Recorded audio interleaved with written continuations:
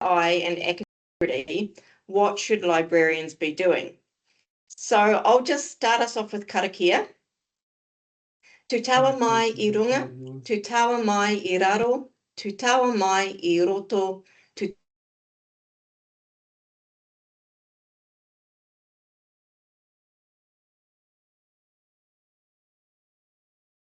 Kia ora, Kate, you've been muted. You have to unmute yourself again. Oh, somebody muted me. Where did I get up to? You were in the middle of your karakia, sorry. All right, I'll redo the karakia then. Tu taua mai I runga, tu taua mai I raro, tu taua mai I roto, tu taua mai I waho, kia tau ai te mauri tū, te mauri ora, mō te kingitanga, mō te ao katoa, haumie, huie, tai kie. Tai kie. So before we start, I've just, and while I guess while people are still joining us, I have got a little warm-up activity that I'm hoping is going to work. It's a word cloud. Let me just share my screen. Okay, is that working? Hang on, let me get you guys out of the way. And then in the chat, I'm just going to pop a link that should hopefully take you to it.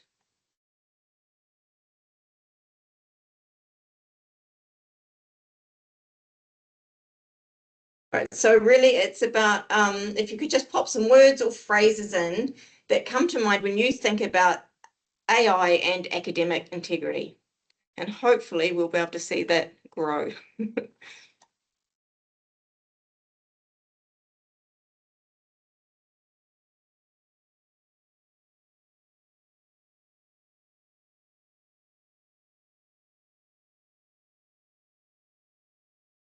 Paranoia, minefield, fear, challenging, tricky.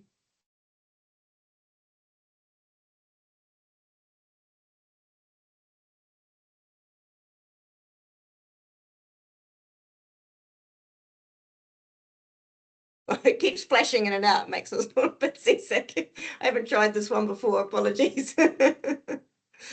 But yeah, feel free to also use the chat if it's not working well in the word cloud.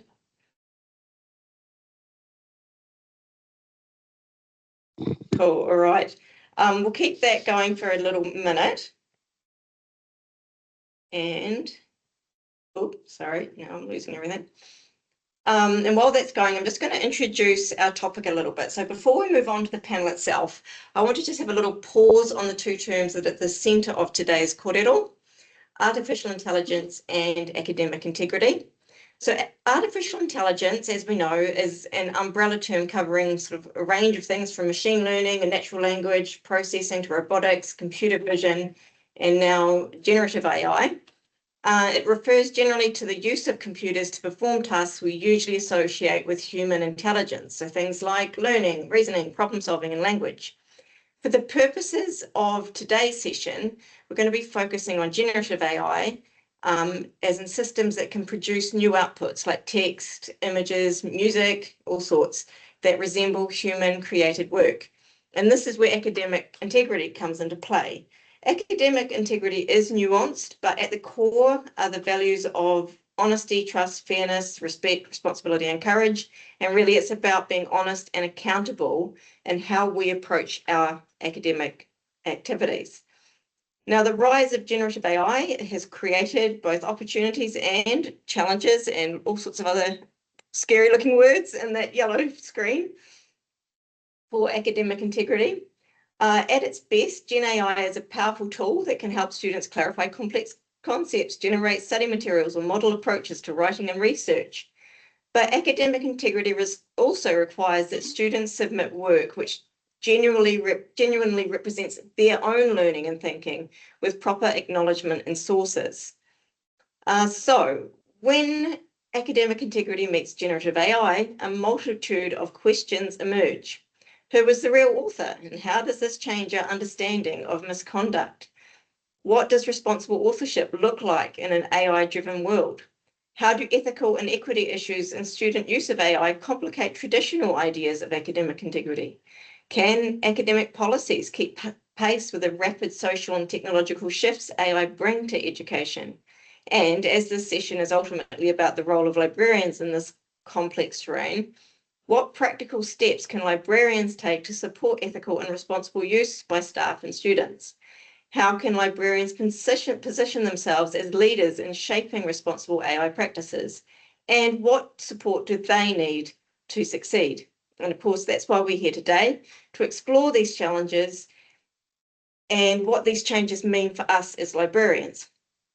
So with that kind of framing in mind, I'm delighted to introduce our panellists who will each bring their own perspective on this complex and timely issue. So we've got Dr. Anne Goulding, and she's a Professor of Library and Information Management. She's Program Director for the Master of Information Studies at Te Herenga Waka at Victoria University of Wellington. We have Dr. Lee Adam, who's the Principal Advisor for Academic Integrity at the University of Otago. Lee provides leadership, advice and support for students and staff on matters relating to academic integrity. And Dr. Mark Stewart, who is a lecturer in media and creative technologies at the University of Waikato. He has been part of the working group developing guidelines for the use of AI in higher research degrees here at University of Waikato. So as you can tell, they each approach this topic from a different lens. Panelists, I'll turn over to you to each introduce yourselves and your position within this topic of AI and academic integrity. What should librarians be doing? I'll just stop sharing the screen. And then Anne, can we start with you, followed by Lee and then Mark?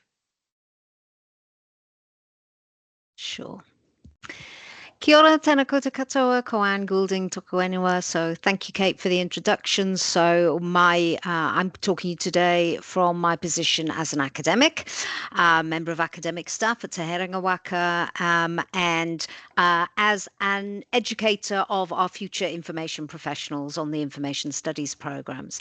So as an educator of these future librarians, archivists, and records managers, I think my perspective on AI is very much summed up in that word cloud. So I could see that there were words that positioned it as an opportunity. So there were words like exciting and opportunity, but there were also words such as challenging and ethical and transparency and fake.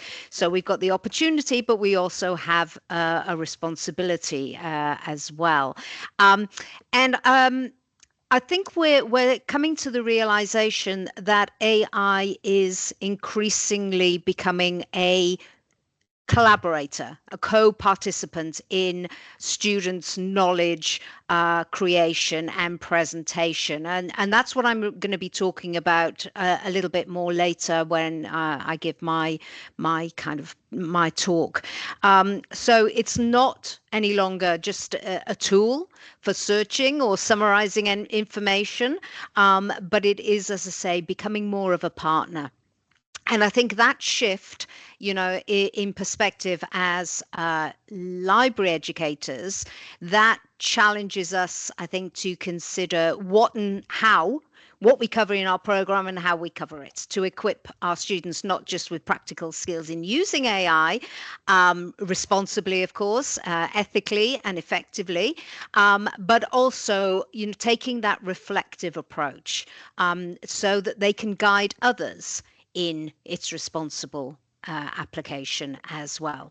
So I think our role is to encourage our students to engage thoughtfully with AI, showing its possibilities while also remembering that we have to have this human oversight, so protecting intellectual freedom, property, all those ethics and values that we value in our profession, equity, ethical practice, etc.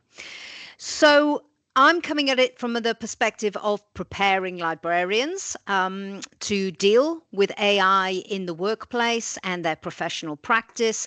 And I think that's as much about raising awareness and fostering that those ideas around ethical judgment and cultural awareness is very important, critical thinking.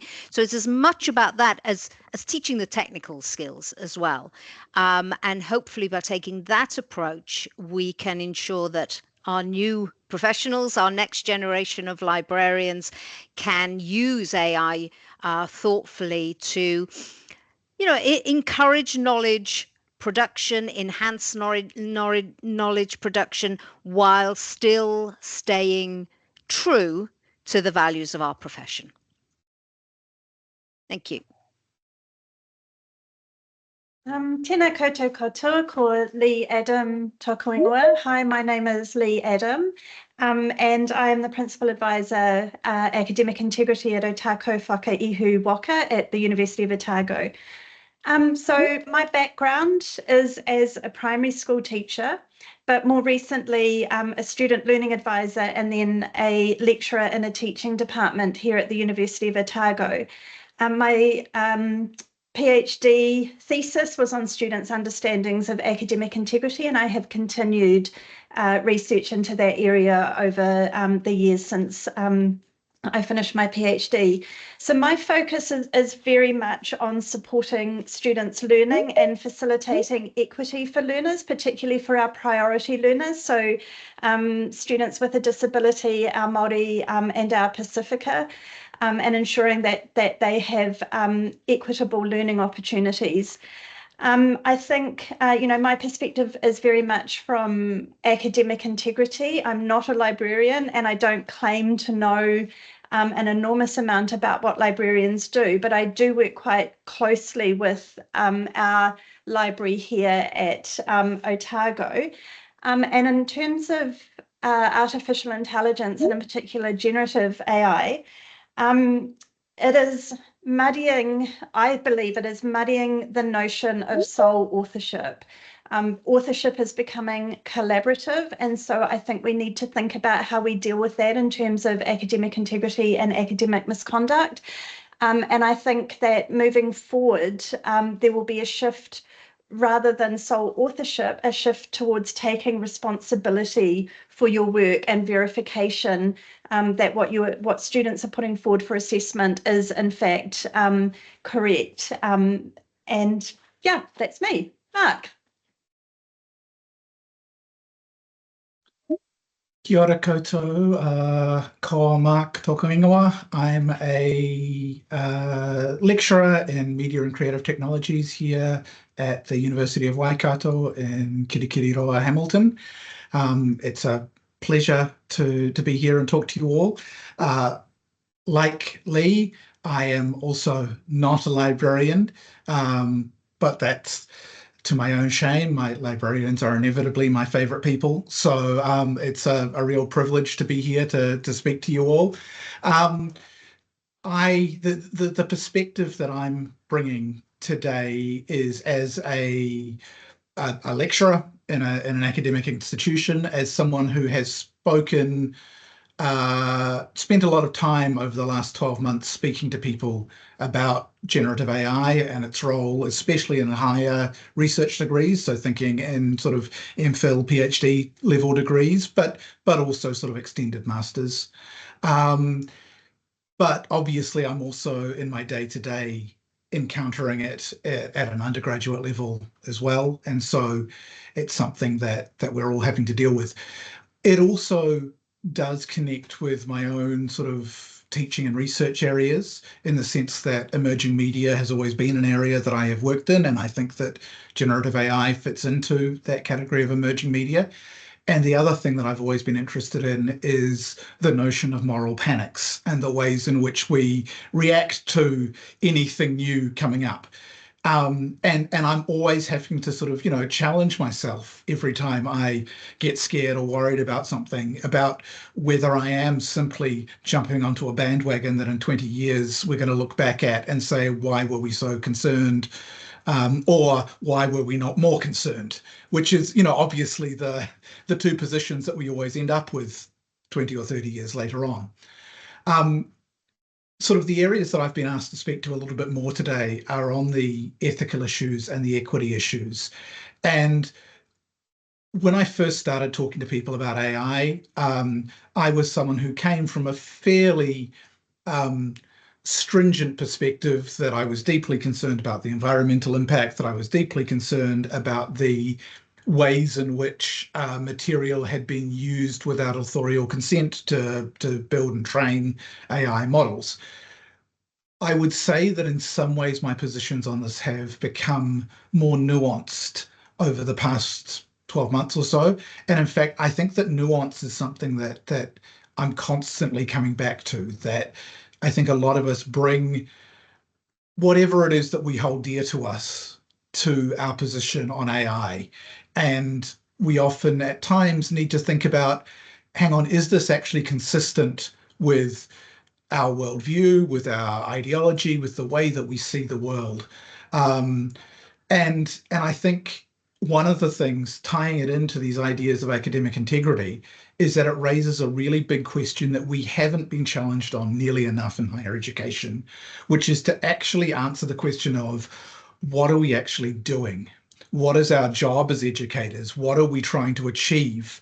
What are we trying to teach people? What skills do we want people to develop? And I think that when it comes down to answering questions about academic integrity, about use of generative AI, about its role moving forward, actually coming up with some sort of answer to that question is going to be essential, because that needs to underpin all our discussions and decisions moving forward. So I'll leave that there. And when we come to talking a little bit more about ethical and equity issues, I've got a few more things to say. Thank you for that. So on to our questions. Dr. Anne Goulding, could you please start us off with a kōrero on how AI is disrupting traditional notions of authorship and academic misconduct, and how does this impact on library education and professional identity? Unmute myself, that would help, wouldn't it? So I think, as Mark was saying, these concerns about technologies and their impact on students learning, and I suppose particularly we're thinking about student writing and the presentation of their work. I think those concerns are not new, and that idea of moral panics among educators and among the wider general public, I think, about the loss of kind of traditional skills and the dumbing down of education have quite a long history. And I think that as educators, down the ages, we have grappled quite a bit with the ways that, new tools shape how students compose and present their work. So we might think of, even thinking back to things like the rise of word processors in the 1970s, would that technology weaken students' basic writing skills and their literacy skills? And clearly, the rise of online searching and Google in the late 1990s and into the 2000s again complicated our perspectives on originality, citation, and academic integrity there. So and today, of course, we've got AI, Gen AI, advanced writing tools. And I think there's that idea about nuance that we have to remember. They're bringing opportunities, but they are also bringing challenges to our traditional assessment of student work and their learning.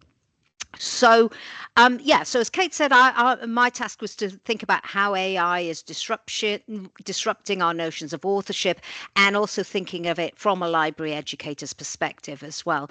So, turning to that first issue, of course, AI is a disruptor. But it's also an enabler, and I think Mark is going to talk about this a little bit more when he talks. Of course, we can think of AI tools, but being particularly helpful for non-native speakers or those with writing challenges.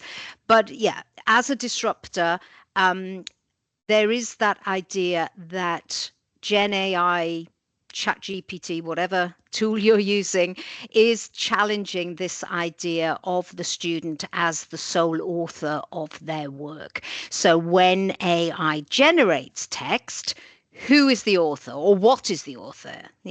And increasingly, these outputs from students are kind of pastiches, if you like, remixing of lots of different bits of existing text. And that does challenge our ideas of authorship. It makes it quite difficult to determine, where does human creativity end in all this, and where does machine assistance begin or even end. And so AI becomes this co-participant in our knowledge production and presentation. And actually, in preparation for this panel today, I came across a really good article that I'd recommend by Mark How, I'm not quite sure how you pronounce it, Hau. It's in Frontiers of Communication.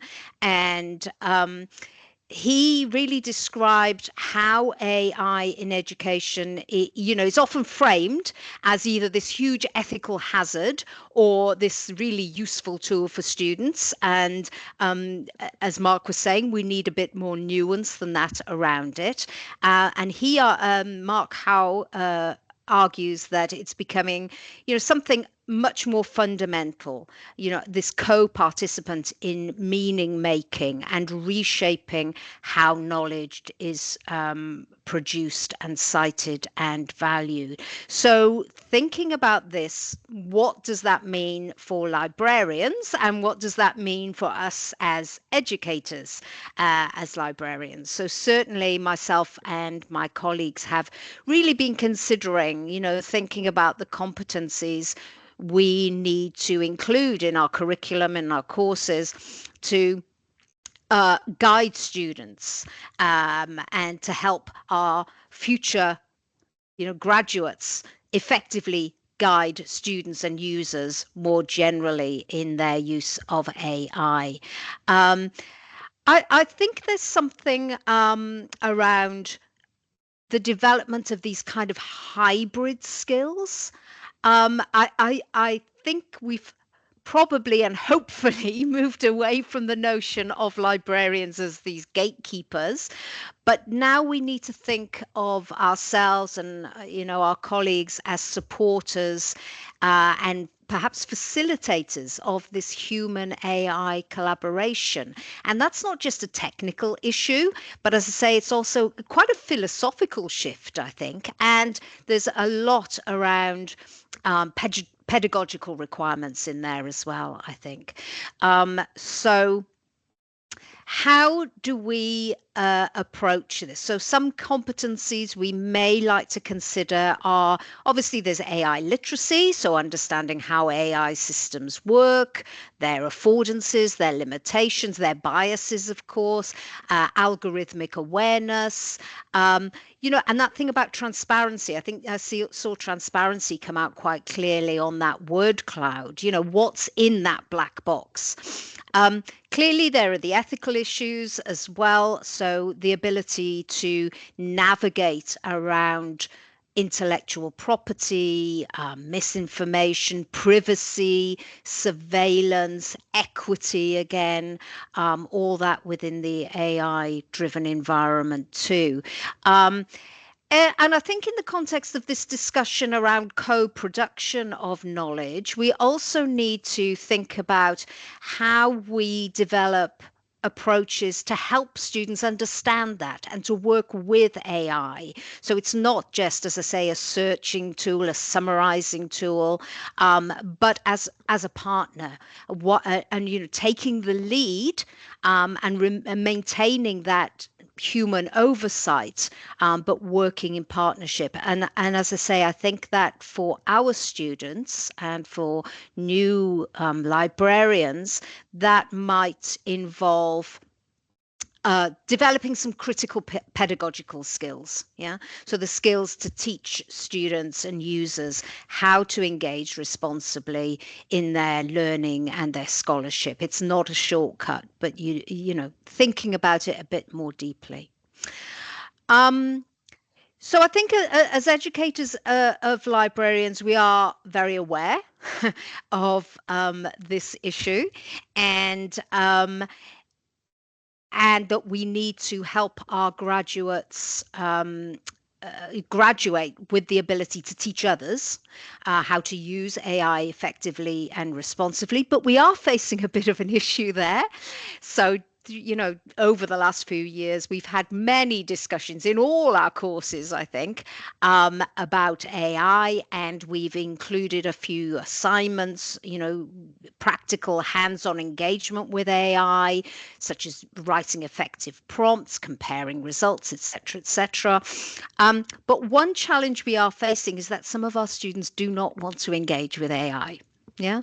So from an ethical standpoint, some of our students have concerns about issues such as data privacy, the surveillance, the transparency, the exploitation of data, user data by commercial platforms. And clearly there's the concern about bias, inequities in access, issues around marginalized communities, as well as the whole environmental issue as well. So, so our students are thinking deeply about it, which is good, but we are aware that there is some hesitation within our student body, and perhaps that reflects a broader hesitation in the profession. So I'd be interested to hear from all of you, about where AI aligns with those core information professional values as well. So I think I'll probably finish there, but we have quite a lot of discussions about which platforms are best, which features are most useful, what affordances each of the different, platforms and tools have. But it isn't just about mastering tools, is it? It's about preparing and cultivating those critical, ethical, and reflective practices as well. So we need to try to equip our future librarians to guide others responsibly, and ensure that these technology enhances their learning without compromising some of those core values. So I think it's the idea of engaging with AI thoughtfully, and weighing up its potential to, act as a partner in knowledge creation, but also thinking about the responsibilities it brings. And I think I'll probably finish there, if that's all right.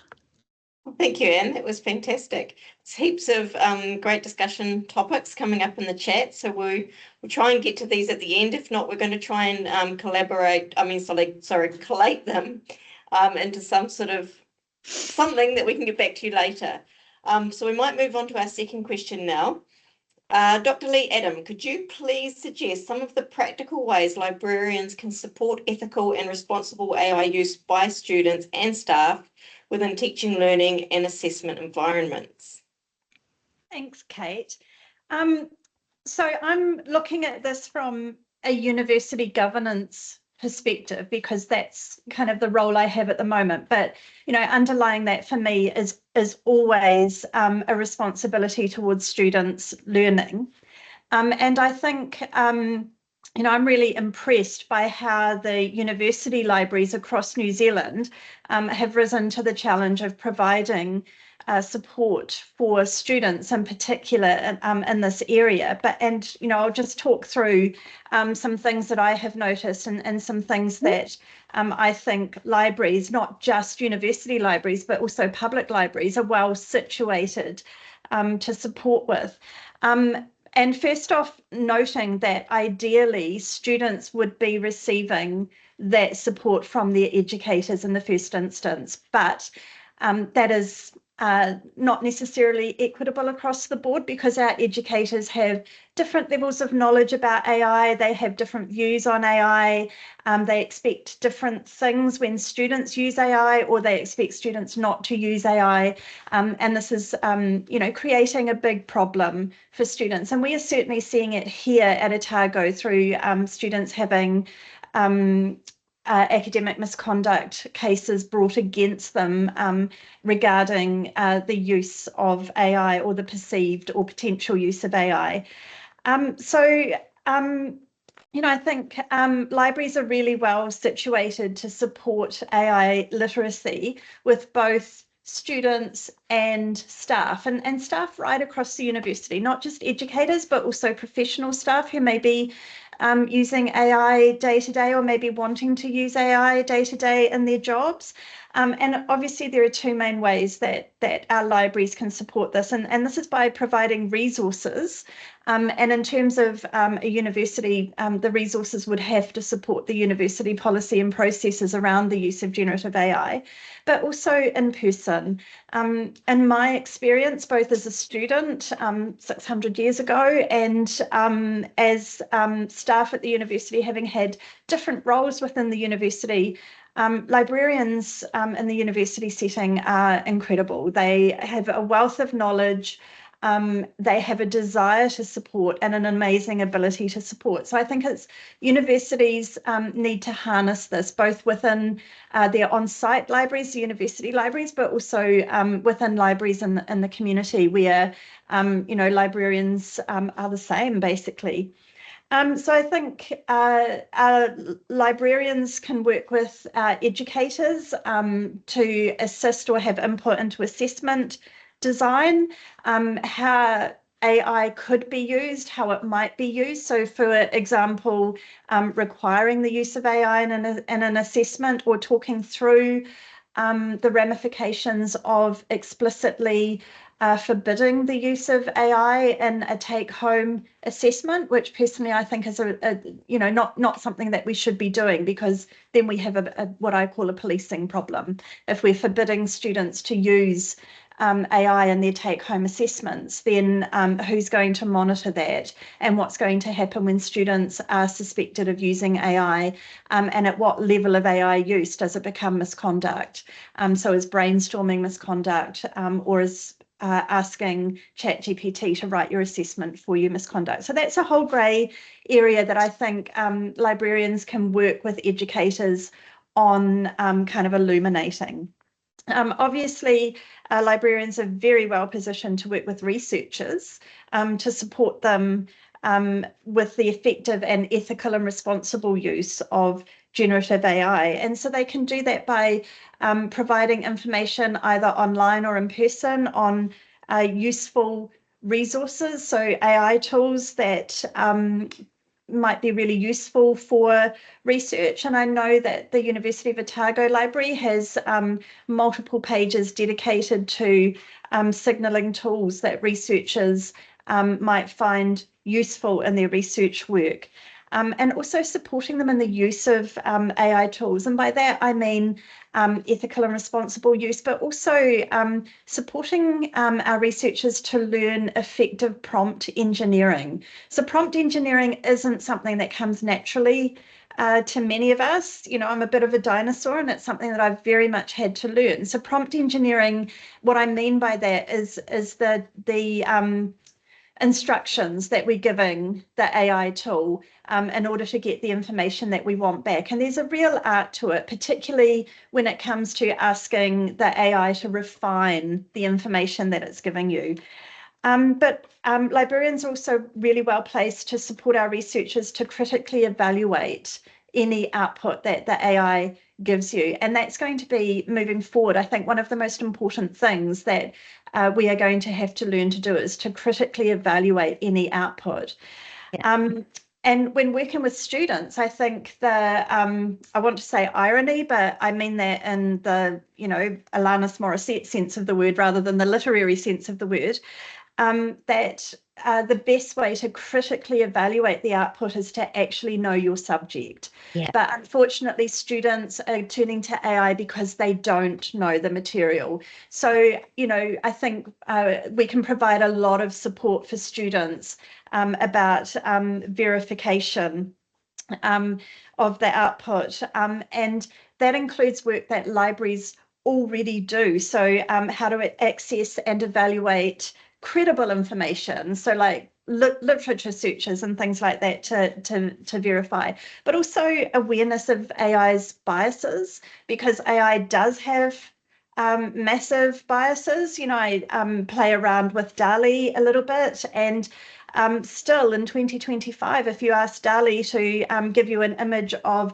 a doctor or a pharmacist, it is most likely to be a male that DALL-E will give you. So that's a massive bias. And yet, having just come from, for example, the Faculty of Dentistry, where I was a lecturer up until February of this year, over 50% of the students are female. So it's not a bias that represents 2025. Libraries can provide enormous resources with guiding and supporting students to clarify the expectations of their educators, so of their lecturers, regarding you know, what they're expecting of the students. So you know, students might come to you saying, look, I don't know what I can use here. I don't know if I'm allowed to use AI. I don't know in what ways I can use AI.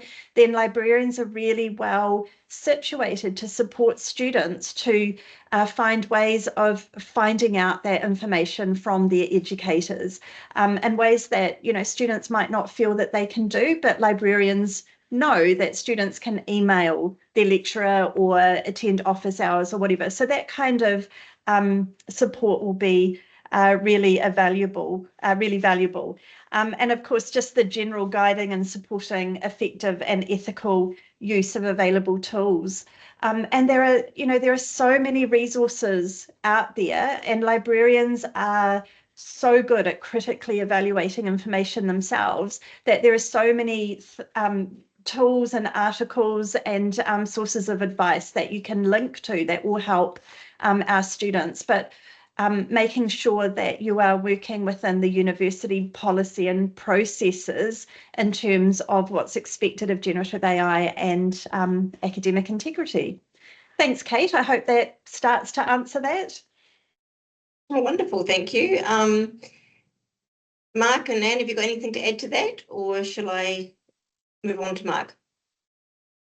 I think you know, if we move on now, and I'll try to be relatively concise now, so that we have sort of some time to open up the floor, because there's been Awesome. lots of good discussions in the chat, etc.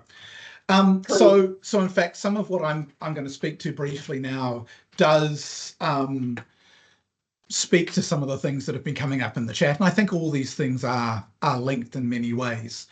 So obviously, with AI, there is a well-known environmental impact. There are all the well-known concerns over the material on which the LLMs have been trained.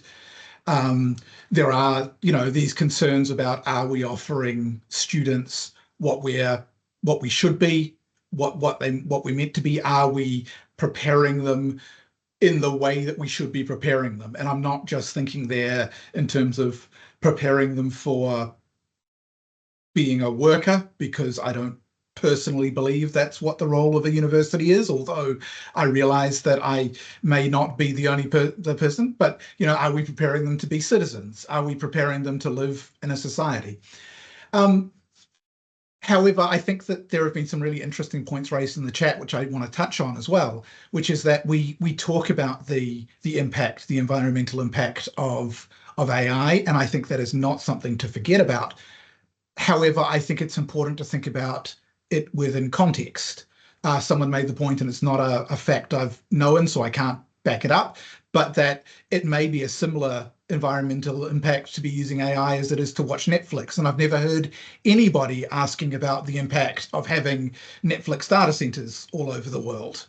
I remember seeing a comment recently that roughly the difference between using an AI for a prompt, you could use a Google search to do about 10 Google searches for the same power. Now, it may well be that you can use AI to search with 1/10 of the number of searches that you need. And I don't see us ever talking about the environmental impact of doing Google searches. You know, I think for me, it's really interesting to think about what are the things that we layer on to AI that we aren't considering in the rest of our actions and the rest of our day-to-day lives. And I think that while we absolutely need to be taking strong and firm action on our use of water, on thinking about where these data centers are being built and who we are taking water away from and where we are taking power away from. In the article that was shared in the chat, Google pointed out that an AI search, a Gemini search from 2024 used 33 times more power than it does this year. So, so these things shift and change constantly. So it's using 33 times less power, or 3%, no, yes, 3% of the power that it was 12 months ago. These things are shifting and changing. And one question I do like to just pose to people when people are thinking about what it is that they are doing or how they're setting up these guidelines is, I don't love the situation that we have with generative AI at the moment. I don't love that it is owned by large multinational tech companies, the most of these things, that it's Google, it's Microsoft, it's OpenAI. These are the sort of the main areas that they're the people that we're giving our data to, that they're the people who are making these decisions.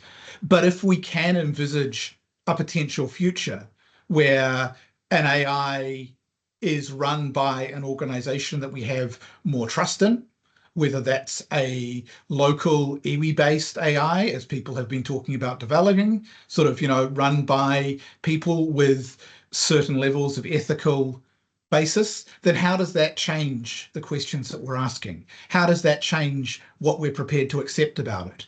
If an AI is developed which doesn't hallucinate, which does its fact-checking before it returns things, does that change the way that we see it? And if it does, how does that shift the way that we view the guidelines that we create? How does that shift our ethical engagement with it? And also, I'm a big fan of not just fighting against something, but fighting for something. So if I don't like the AI environment that I see today, then what is the future of it that I could see? What is the future of it where the EU steps in and says we want to develop our own guidelines which are based in GDPR, which are based in all these sorts of ethical, privacy, social accountability, these sorts of things, then that is something that perhaps we can start thinking about and working towards. The other thing that I think it's important to speak to is the potential for ethical issues, equity issues to be discussed. Because one of the things that has come up in some of our discussions around AI is the ways in which AI may allow people who could not otherwise afford to hire somebody to do something for them, such as to proofread a PhD, but AI tools are able to do this for them.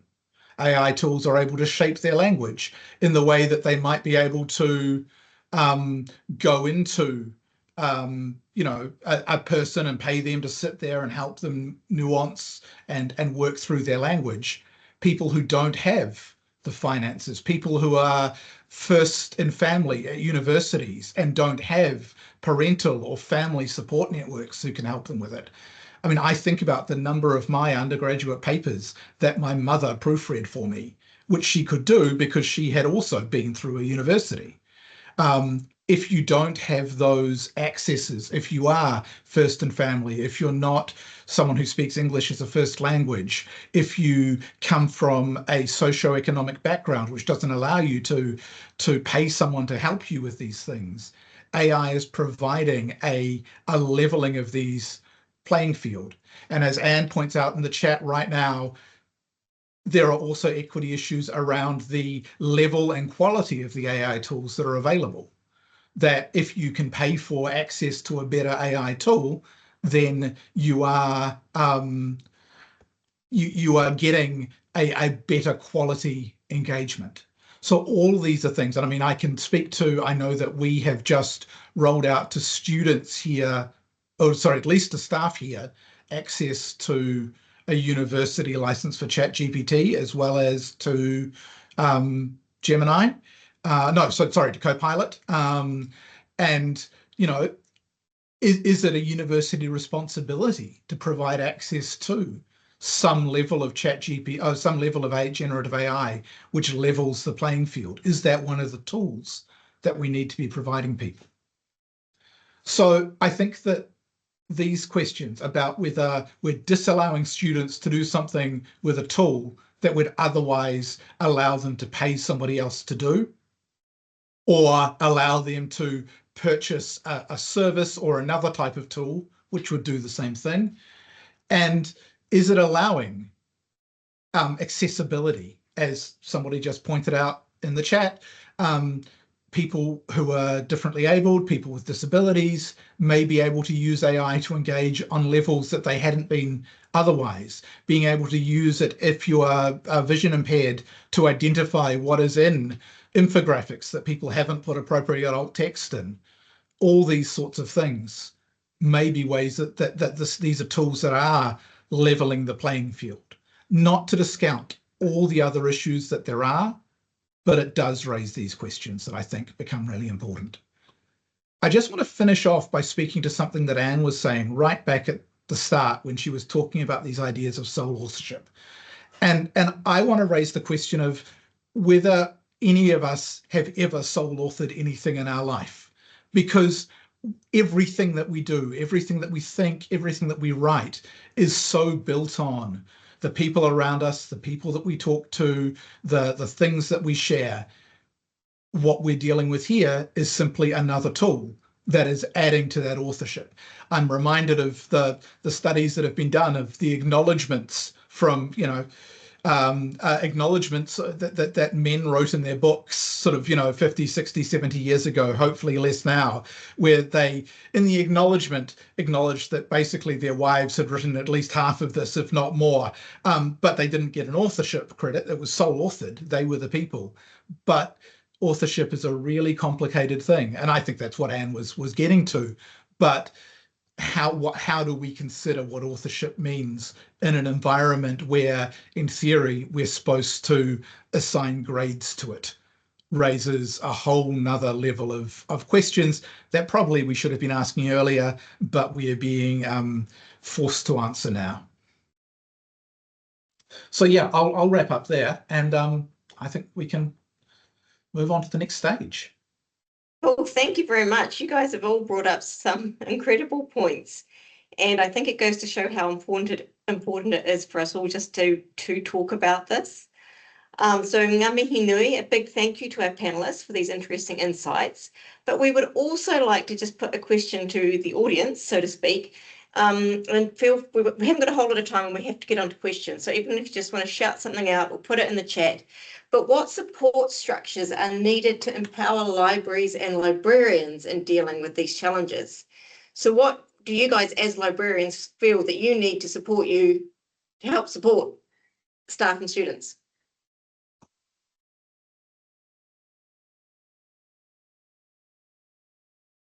Yep, go ahead. Kia ora. Thanks everyone for your input. I've got the slightly unusual setup of being the solo librarian for a corporate engineering company. So there's a lot of navigating. Yes, it would be great for you to be able to do that with AI. However, the terms of our agreement for such and such a subscription mean that you can't, because otherwise we'll lose it. So there's a degree of, for me, also learning about where AI is likely to hit next, and what that looks like in not just a corporate environment, but for example, the engineering world, and having to tackle that on a platform by platform basis, because no two publishers, for example, Springer, Elsevier, may have very different attitudes. So as someone who's not particularly IT savvy, it's a bit daunting as a task, but I think, having this conversation is certainly a good start in the right direction. Thanks everyone again for your input. It's been really interesting to listen in. Cool, thank you. Time and assisted clinics to practice and learn, yeah. Yeah, there's lots in here. I think, again, we will collate these, but has anybody else got anything to... Oh, yeah, Ruth, where you go? I just wanted to say that we, librarians used to have a history of going to VALA and useful conferences like LIANZA and learning and being given a day or so of a sort of assisted clinic where someone was there encouraging you to play. And just with the change in being able to fund people to go to those resources, we don't have that same internal expertise. Like Tal was talking about, that confidence with technical stuff. And I've noticed in the Court Library IT group that we have so many people who are interested, but very few people who will speak up because they're so concerned about what they don't know. So I think if we can build that sort of environment where people get some space to talk about it, and try it out, then we would have more of a take up. Cool, thank you. And Farasat, did you have a quick comment? Yes, I was just thinking that as Professor Anne was discussing the academic side, and definitely when we're working in academic libraries, we also have more things we are exposed to. So I was just wondering if Department of Library Science, which is with the business or any other universities, are they offering any kind of a CPDs for existing librarians? Because for the staff, the teachers, they have those conferences and other opportunities. But what opportunities are for the library professionals? Because they are one of the support people to the same academia who are getting those trainings and conferences. So just something around that. Yeah.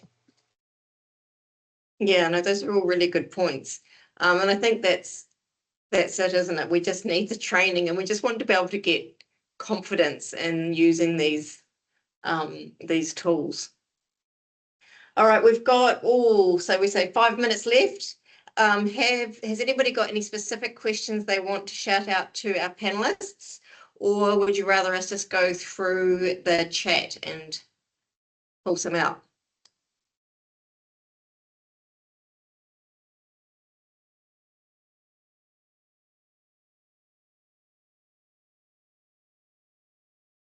Siobhan?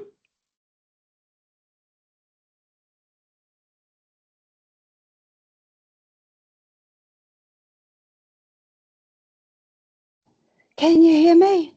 Yeah, I was going to say, how's your voice? Yeah, I've never sounded there. never sounded so good. Sorry. The one broad topic that there's been a lot of great conversation in the chat around environmental impact, equity, some really big topics, which obviously nobody has answers to, but are really important to discuss. But the one thing that hasn't been touched on, I think, particularly is data sovereignty. I wondered if any of our panellists would just like to talk to AI, academic integrity, and data sovereignty. I mean, given that many libraries are kaitiaka of a lot of data that is Indigenous data, as well as data sovereignty more broadly. And, these AI models, often even when they're free, you're still kind of paying with your data, especially if you haven't learned how to turn the LLM monster off. So, yeah, I just wanted to open that up as maybe something they might want to add. Kia ora. Thank you. Would anybody like to add to this? I can speak to that if the others. Yep. No, okay. I mean, I will preface this by acknowledging that I am tangata tiriti, and so I am not in any way wanting to speak for Māori. But I also recognise that data sovereignty is an issue not just for Māori, but for other Indigenous communities, and and has a variety of different impacts. I think it speaks to the fact that these discussions need to be had with tangata whenua. That these are, and this is one of the issues with models that have been built on unfettered use without permission or consultation. But I think it also to acknowledge that there are a number of people in New Zealand, tangata whenua, who are looking at what this means for Māori. And I know that is actually a contested concept. I have I've spoken to some Māori who say that any instance where a machine is producing te reo is not tika. It doesn't, whereas others have a different position, and these are, depending on your own kaupapa and your own engagement with language, with culture, with tikanga. But I do think very strongly that it speaks to the fact that we in Aotearoa New Zealand are in a very specific position. We have obligations under Te Tiriti. Our institutions have obligations under Te Tiriti. And we need to make sure that we are meeting those. And part of that may be in making sure that we are enabling and funding and providing everything that we can to those people who are working in this space. And I know that those numbers are probably not as high as they should be. I know that Te Kahu, who is one of my colleagues who works on this a lot, is bouncing from one place to another to try to speak to as many people, and because he wants to be there to engage with those discussions. And so I think that it matters that we are considering data sovereignty, and this is why I speak to that idea of what is a model that we could conceive, what is the way that we could see this working, and how would we build towards that future, and how do we shape our guidelines until we reach that point. Cool, thank you. Well, that's taken us right up to the dot. So ngā mihi nui, a huge thank you to our panellists today and to all of you for attending and participating. As we're right on the hour, I will close us with karakia now, but we will keep a note of all these questions and we'll see if we can find a way of getting some answers or continuing this conversation. Can I just add one point there, Sure. Kate? I did put in the chat about LIANZA's standing committee on artificial intelligence that has newly created, that is looking for LIANZA members to join, and that will be looking at a work program going ahead. And I'm sure that I know that certain people who are already involved in that committee will be taking back some of this, the comments that you've made, particularly in terms of potential training in the future. That's me. Thank you. And thanks again, everybody. It's great to see so many people here and for all your participation. Kia whakairia te tapu, kia wātea ai te ara, kia turiki whakataha ai, kia turiki whakataha ai, haumie, huie, tai kie.